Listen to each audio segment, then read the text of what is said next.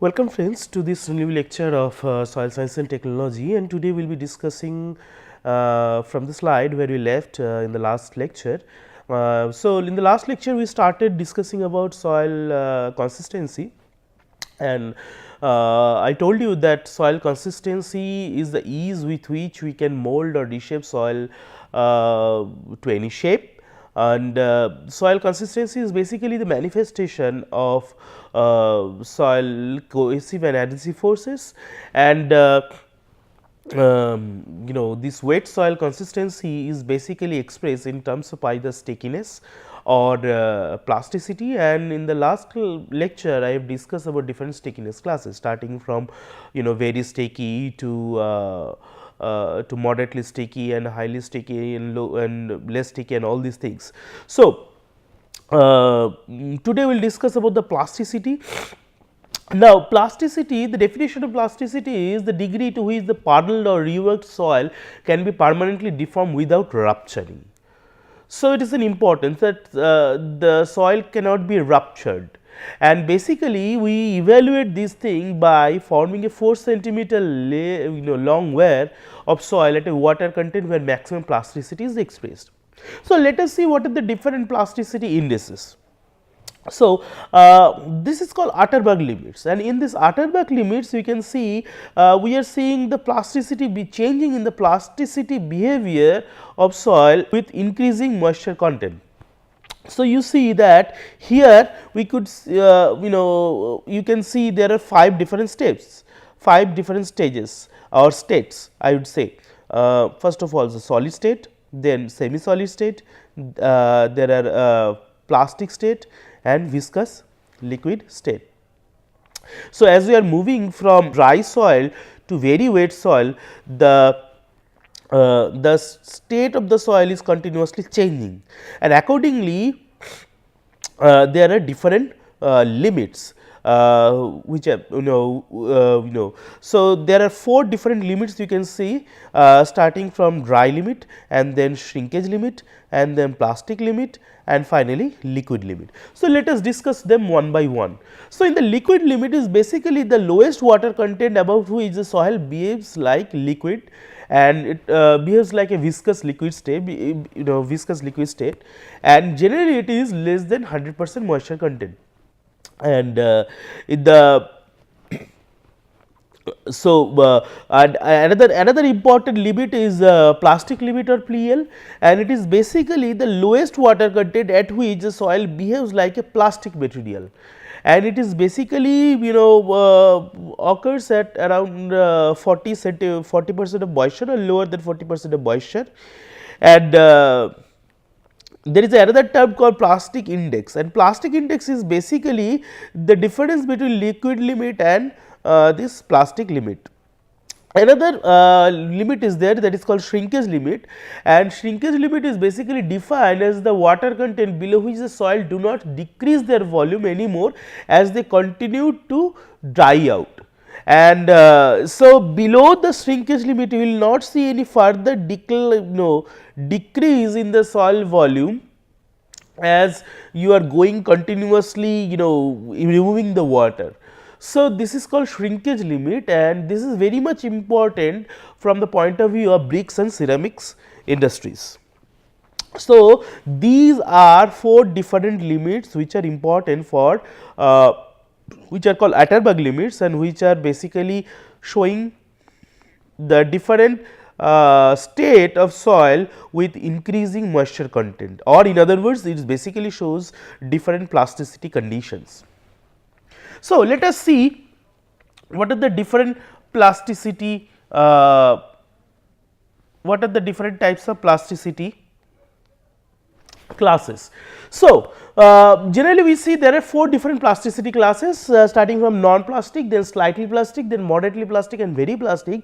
So, non-plastic is when we cannot form a 6 millimeter dia 4 centimeter long wear, or if formed it cannot support itself if head on end. So, basically what happens, we take a small amount of soil and then we start to roll it to form a wire like structure, and in this case the wear diameter should be 6 millimeter, and if we can in the non plastic case the length of the wire cannot be 4 centimeters. So, it will break down before it reaches the 4 centimeter, or if it is formed it cannot hold it. If it is formed it cannot hold itself in one end. So, this is called non plastic condition. Another is called the slightly plastic condition, and this slightly plastic condition where 6 millimeter dia and 4 centimeter long wire supports itself. So, we can make this 6 millimeter dia and 4 centimeter long wire by rolling the soil with our hand. However, if we make a 4 centimeter long wire with 4 millimeter dia, it cannot be made. So, in case of slightly plastic soil, we can create a 4 centimeter long wire with 6 millimeter of diameter. However, we cannot make 4 centimeter long wire with 4 millimeter diameter. The third one is called moderately plastic, and the moderately plastic is we can create 4 centimeter long wire with 4 millimeter diameter. However, we cannot create 4 centimeter long wire with 2 millimeter diameter. As you can see, as we are going from non plastic to slightly plastic to moderately plastic to very plastic, the diameter is continuously going down. And finally, in the very plastic condition, we can create 4 centimeter long wire with 2 millimeter diameter. So, these are 4 different plasticity classes. So, by rubbing and creating a wear, to form a wear with the soil, we can literally define their plasticity classes. So, by this we have completed this soil porosity and consistency lecture, and hope you have learned something new, and we will be we will be discussing several numerical problems of this porosity, regarding porosity and other soil bulk density and soil particle density in the coming lectures. So, let us let us wrap up this porosity and plus soil consistency lecture here, and let us start a very important topic today, that is called soil water. It is a very important topic as far as the soil is concerned. So, in the we'll first try to give you an idea about soil and its important properties as far as the soil water and its different interaction is concerned, and then we will talk about the soil water energy concept, and then we will try to talk about different different ways to measure the soil water content. So, let us start with the soil water. Why we need to why we need to learn about soil water? Well, soil water is extremely important for soil physical, chemical and biological process. As you know, water is a very important physical force for creating physical weathering, and also it creates it is an indispensable for chemical and biological weathering, and also for sustaining different microorganisms and macroorganisms into the soil. Also, water is very much important for weathering of the minerals and decomposition of soil organic matter. So, without water, the weathering of the minerals and decomposition of organic matter cannot be achieved. So, in the soil water shows some bizarre characteristics. For example, you can see the soil water can flow up as well as down, and also plant may wilt and die in soil whose profile contains a million kilograms of water in 1 hectare. So, this is another bizarre characteristics of soil water. And thirdly, you will see a layer of sand or gravel in a soil profile may actually inhibit drainage rather than enhance it. So, these are some bizarre characteristics of soil water, and we will discuss their discuss their reasons later on. Another importance of soil water is the soil water interaction influences water loss by leaching as well as water loss by leaching. Then leaching is the downward movement of salts through the soil solution, and then surface runoff. ET is basically evapotranspiration,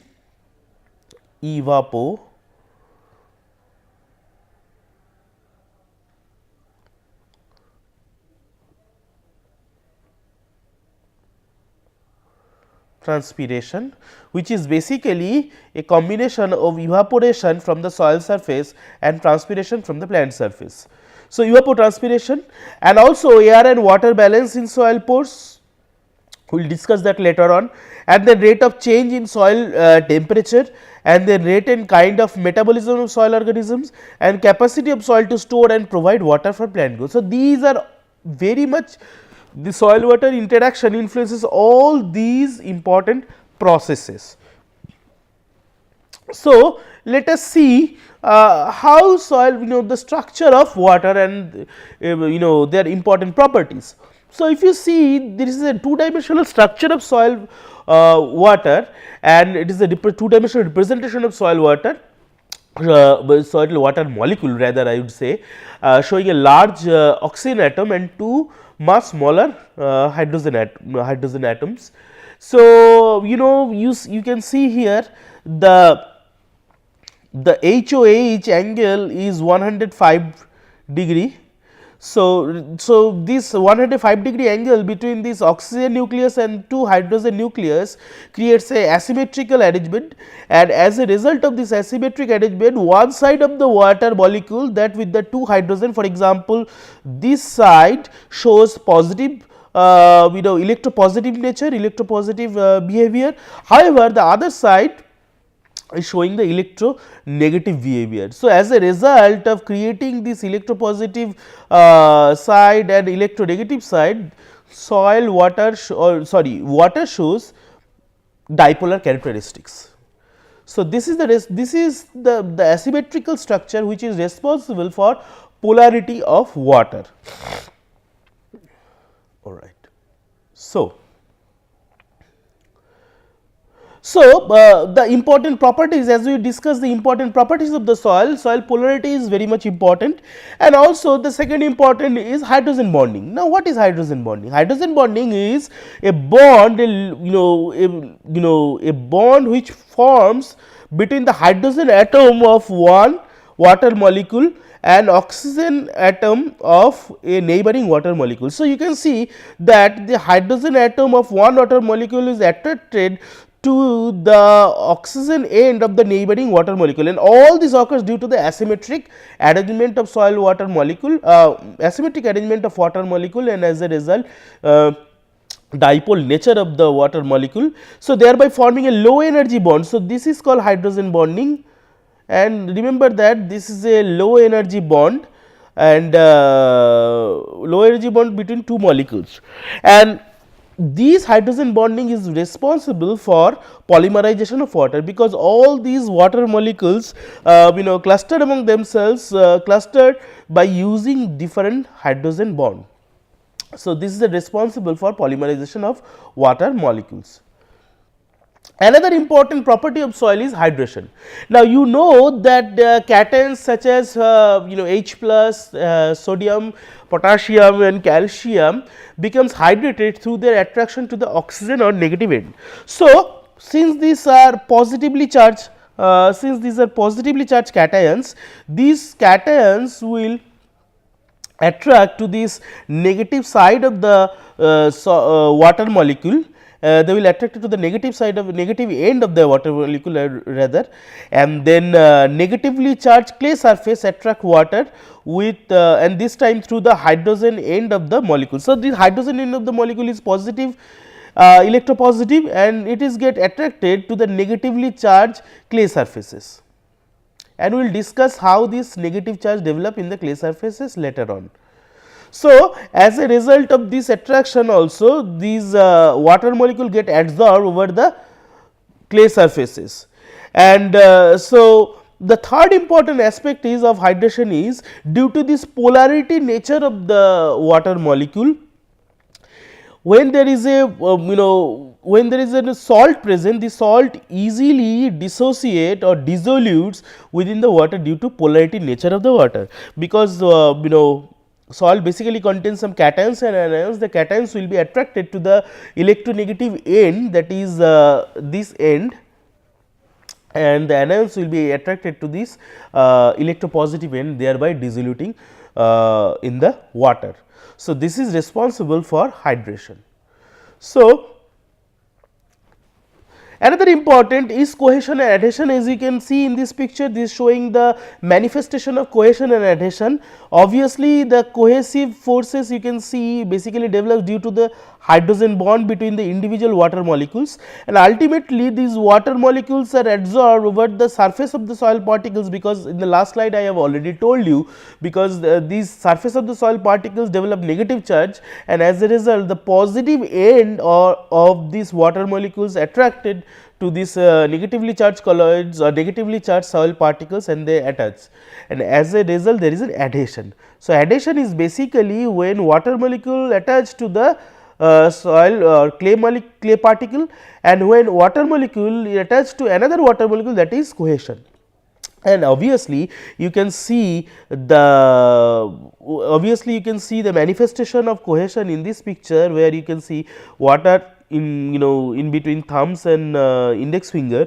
Obviously it is showing both adhesive nature of the water, and also cohesion you can see which is forming the continuous water in between these two fingers, continuous I mean this is basically showing the cohesive nature, and as well as when the water is sticking with the with the skin, that is the manifestation of adhesion. So, another important aspect is surface tension. Now, surface tension obviously occurs at the liquid and air interfaces, and remember that it results from the greater attraction of water molecules for each other, or in other words it is cohesive forces, than for the air above. As you can see, the this insect is moving over the water surface and it is creating some depression, just like there is an elastic membrane over the water surface, and otherwise in I mean instead of sinking, they are forming this depressed water surface, and this depressed water surface is basically due to the cohesive nature of the water molecules, and due to the cohesive nature of the water molecules there is some bends, and this is an expression of surface tension. So, this is another important property of water. Let us discuss another important mechanism of water, that is capillary mechanism. So, if you have a tube with fine tube with less than 1 millimeter in diameter, and clean glass tube. So, if you push that glass tube into the water, just like here, you will see that the water will rise into the tube, and obviously the smaller the tube bore, the higher the water rises. In other words, there is an inverse relationship between the height of the water inside the tube and the diameter of the tube. So, there is an inverse relationship, and obviously the water molecules are attracted to the sides of the tube due to the adhesive nature. As you can see, size of the glass due to the adhesive nature, and start to spread out along the glass in response to this attraction, and the cohesive force. So, two types of force are basically acting here. One is adhesive force between the glass and the water, and the cohesive force of water molecules. And remember that the cohesive forces hold out water molecule together and create a surface tension, because and as a result of this surface tension it causes a curved surface, and this curved surface we call it a meniscus.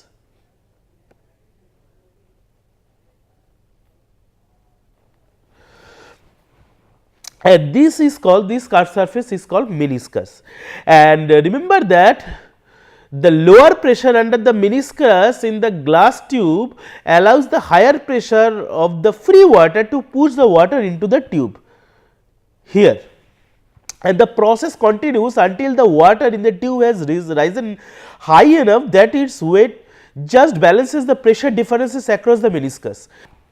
This is called the capillary. The height of the water inside the tube is basically follows this relationship, and there is a derivation of this relationship. Obviously, we are not going to that details. So, generally this relationship is present when there is a capillary mechanism. So, capillary mechanism is very important as far as the water property is concerned, and capillary mechanism of water also shows this manifestation in the soil water. So, remember that, as I have already told you, the height of the rise h, the height of the rise h doubles when the tube inside the radius is half, and as you can see, when we are decreasing the radius of the tube, obviously in this way, the height of the rise is getting almost doubled in the successive tubes. And the same relationship using glass tube, different bore size, and the same principle also relates pore size in a soil and height of capillary rise. But the rise of water in a soil is rather jerky or irregular because of the tortuous shape and variability in the size of the soil pores, as well as because of the pocket of the trapped air. So, you can see here there are two different types of soil, one is coarse sand, another is fine sand. So, obviously, in case of coarse sand there are only macropores, and in case of fine sand the pore size is quite small, when as a result the capillary rise of water is quite high in case of fine sand than that of coarse sand. However, the rise of the water is not as regular as you can see in the leftmost picture, and this is somewhat irregular because of water trapped and irregular nature and tortuous shape and variability in the size of the pores. And remember that the finer the soil texture, the greater the proportion of small sized pores, and hence the higher and ultimate rise of water above the free water level. So, as you can see in this picture, obviously we can see as the the finer the soil texture, obviously here three different types of soil: sand, loamy sand and clay loam, and clay loam is obviously more finer in soil texture, and they obviously contains low or small size more small size pores, and the height higher the ultimate rise of water above the free water level. Obviously, in this clay loam soil there will be capillary rise, higher capillary rise than that of other two coarse texture soils. However, because of much greater frictional forces in the smaller pores, the capillary rise is much slower in the finer texture soil than that of the sand. As you can see, the both of these soil, like clay loam is a fine texture soil and loamy sand is a coarse texture soil, and the capillary rise in case of clay texture is much slower than that of fine texture. The capillary rise of water in clay loam is much slower than that of coarse texture loamy sand. So, this is also this slide basically shows a representation or the application of capillary mechanism in soil.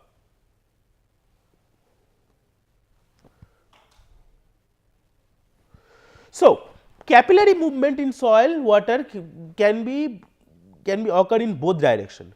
So, you can see here there are two different pictures I have given. One is surface runoff collection basin, you can see here, and in the surface runoff collection basin, obviously you can see the water is moving, or capillary water is moving both in horizontal direction and in vertical direction, and in the stream bank obviously water is moving through capillarity in a vertical direction. So, that implies that the capillary movement of soil water can be in both directions.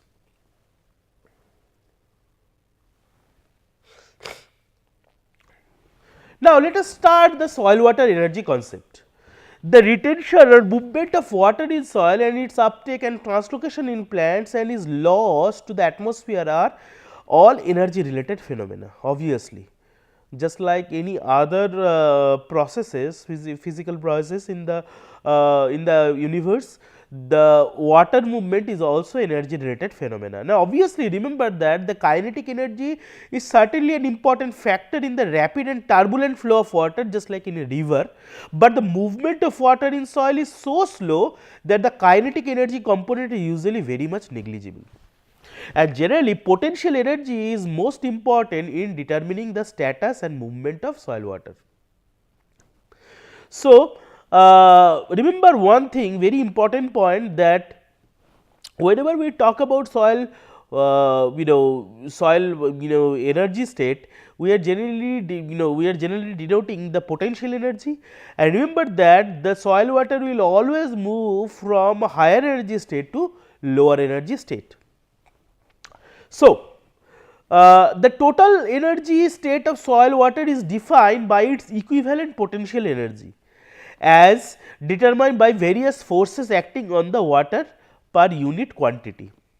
And remember that there are several forces acting on soil in the vadose zone. So, what is vadose zone? If you see in this picture, obviously at the bottom there will be zone of saturation or flow of groundwater, and just above the groundwater you will see the soil layer, and at the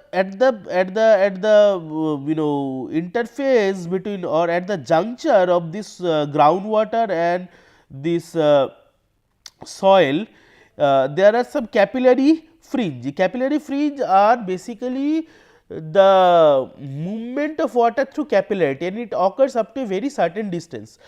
Up above the capillary fringe, the unsaturated zone is, the total unsaturated zone is called the vadose zone. And in the vadose zone, obviously vadose zone already also contains the capillary fringe. Now, in this vadose zone there are 4 different forces basically operates. One is capillary force, another is adsorptive force. Remember this adsorptive force is basically adhesion of water to the soil surface. As you can see, this is an adsorbed water, we have already discussed that. So, capillary and adsorptive force together results in soil metric potential. We will discuss the metric potential, remember. So, capillarity and this adsorptive force basically combine to form the soil metric potential. Another is gravitational forces due to gravitational attraction. And finally, there are some drag or shear forces at soil surface water interfaces. So, these are important forces which act on soil water, and we will discuss this later on in our subsequent lectures. So, hope you have got a basic idea about water and its important properties, and we just started the soil water energy concept, and we will try to finish the soil water energy concept in our next lecture. So, till then, thank you.